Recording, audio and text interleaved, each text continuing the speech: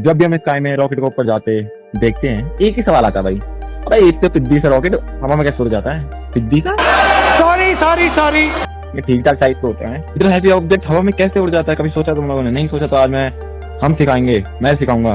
कौन सिखाएगा पता नहीं, कौन सिखाएगा। 2000 years later. बिल्कुल बेसिक से लेकर एडवांस तक शुरू करेंगे। पहले बेसिक कॉन्सेप्ट जानते हैं। Newton third law of motion, every action has equal and opposite reaction. मान लीजिए आप घर वालों से पिट रहे हैं, ओ कुछ नहीं सॉरी।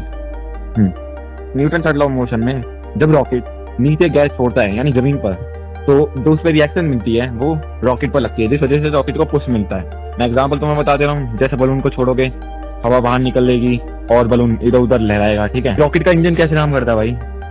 उसमें पहले तो रॉकेट में फ्यूल होता है, बस फ्यूल तो हर चीज के लिए चाहिए होता है ना, पर वो फ्यूल लिक्विड में होता है, जिससे ज्यादा फ्यूल कंटेन होता है, ठीक है। और उसमें ऑक्सीडाइजर होता है, दोनों बन होते हैं, हाई स्पीड गैस बनती है। एक रॉकेट की गैस नोजल होती है, जैसे कि आप यहाँ पे देख सकते हैं, गैस नोजल है, और रॉकेट को थ्रस्ट मिलता है इसी वजह से, और इसी फोर्स को हम थ्रस्ट बोलते हैं। तो स्पेस में रॉकेट कैसे चलता है भाई?